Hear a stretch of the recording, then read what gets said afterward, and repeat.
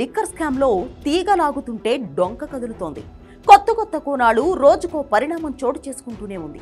స్కామ్లు కీలకంగా వ్యవహరించిన వారి చుట్టూ ఉచ్చు బిగుసుకుంటోంది. ఇప్పటికే మిథున్ రెడ్డి, సునీల్ రెడ్డి, శివిరెడ్డి భాస్కర్ రెడ్డి లాంటి వారిని అరెస్ట్ చేసింది. ఇప్పుడు జగన్ సోదరుడు వైఎస్ అనిల్ రెడ్డి కంపెనీలో సోదాలు చేసింది. ఆయన కంపెనీల ద్వారానే మద్యం సొమ్మును మళ్లించినట్లు ప్రత్యేక దర్యాప్తు బృందం గుర్తించింది.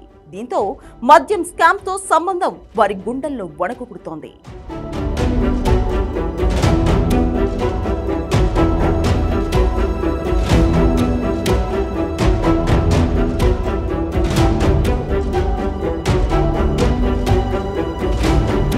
మద్యం కుంభకోణం కేసులో సిట్ దూకుడు పెంచింది. కేసుతో సంబంధం ఉన్న వ్యక్తుల కార్యాలయాలు, కంపెనీలు, ఇళ్లలో వరుసగా సోదాలు చేస్తుంది. వారి కంపెనీల్లోకి డబ్బు ఎక్కడెక్కడి నుంచి వచ్చింది, ఎంత సొమ్ము వచ్చింది, వాటిని ఎలా మళ్లించారన్న దానిపై ఫోకస్ చేసింది.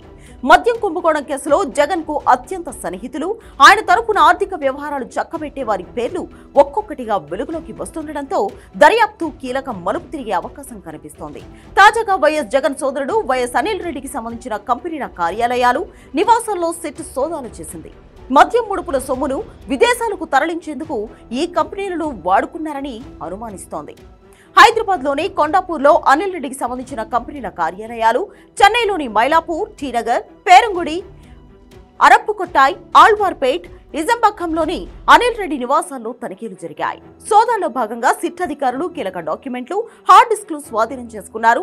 శుక్రవారం మధ్యాహ్నం 3 గంటల నుంచి రాత్రి పొద్దుపోయే వరకు 10 చోట్ల ఏకకాలంలో సోదాలు జరిగాయి. షీలో ఇన్ఫ్రా వెంచర్స్ ఎల్ఎల్పీ, క్వన్నా ఎగ్జిమ్ ప్రైవేట్ లిమిటెడ్, షీలో ఇండస్ట్రీస్ ప్రైవేట్ లిమిటెడ్, ఫోరెస్ ఇంపెక్స్ ప్రైవేట్ లిమిటెడ్, ఇండోరాక్స్ ఎల్ఎల్పీ, వర్కీజీ space solutions private limited, Shri Govindaraja mills private limited, Transcell biologics private limited కంపెనీలో సిట్ సోదాలు నిర్వహించింది.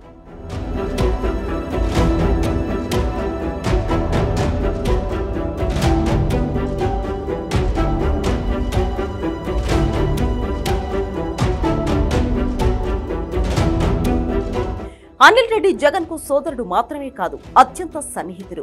చెన్నైలో నివసిస్తూ ఉంటారు. జగన్ తరపున వివిధ ఆర్థిక వ్యవహారాలు చక్కబెడుతుంటారనే ప్రచారం ఉంది. గతంలో ఆఫ్రికాలో మద్యం వ్యాపారం నిర్వహించేవారు. వైసీపీ హయాంలో ఇసుక కుంభకోణంలోనూ జేసీకేసీ, ప్రతిమ సంస్థలను ముందు పెట్టి అనిల్ రెడ్డే ఇసుక దందా నిర్వహించారనే ఆరోపణలు ఉన్నాయి. వైసీపీ అధికారంలోకి వచ్చిన తర్వాత వైఎస్ అనిల్ రెడ్డి పలు కంపెనీలు స్థాపించినట్లు సిట్ గుర్తించింది. షీలో ఇన్ఫ్రా వెంచర్స్ ఎల్ఎల్పీని 2020 జనవరిలో, ఇండోరాక్స్ ఎల్ఎల్పీని 2023 మే నెలలో అనిల్ రెడ్డి ఏర్పాటు చేశారు. 2019లో వైఎస్ఆర్సీపీ అధికారంలోకి వచ్చాకే ఈ కంపెనీలు ఏర్పాటయ్యాయి.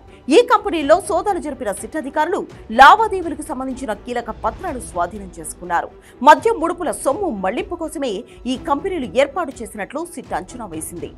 అసలు ఈ కంపెనీలు ఎందుకు పెట్టారు, ఏ కార్యకలాపాలు నిర్వహించారు, వైసీపీ హయాంలో ఎంత లావాదేవీలు జరిపారు, వాటి బ్యాంక్ ఖాతాల్లోకి సొమ్ములు ఎక్కడి నుంచి వచ్చాయి, వారి ఆదాయ పన్ను వివరాలను సేకరిస్తోంది. పలు కంపెనీల నుంచి అనిల్ రెడ్డి డైరెక్ట్ గా వైదొలిగారు. దానికి కారణాలను సిట్ వెలికితీస్తోంది.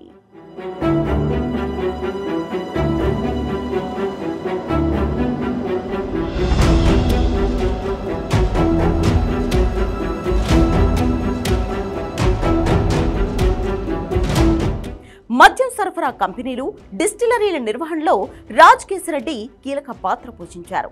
లిక్కర్ కంపెనీల నుంచి ముడుపులు వసూలు చేసి YS Anil Reddy, Balaji Govindappa, MP Mithun Reddy, Vijayasai Reddy, P Krishnamohan Reddy, K Dhananjaya Reddy ద్వారా నాటి సీఎం జగన్ కి చేర్చేవారని ఇప్పటికే సిట్ దర్యాప్తులో తేలింది. రిమాండ్ రిపోర్టులోనూ సిట్ ఈ అంశాన్ని ప్రస్తావించింది. రాజ్ కేశిరెడ్డి నుంచి అనిల్ రెడ్డికి ముడుపుల సొమ్ము ఎలా చేరింది, ఎవరెవరి ద్వారా వెళ్ళింది, అక్కడి నుంచి ఎక్కడెక్కడికి తరలింది, అంతిమంగా ఎక్కడికి చేరింది అనే కోణాల్లో సిట్ కొన్ని ఆధారాలు సేకరించింది. అనిల్ రెడ్డి పిఏ దేవరాజును ఇటీవల విచారించింది. తాము సేకరించిన సాంకేతిక ఆధారాలు చూపించి సిట్ అధికారులు ప్రశ్నించడంతో అతను నీళ్లు నమిలినట్లు సమాచారం. దేవరాజు వాంగ్మూలాన్ని సిట్ అధికారులు నమోదు చేసుకున్నారు. ఈ క్రమంలోనే సంబంధిత కంపెనీలో సోదాలు చేపట్టింది.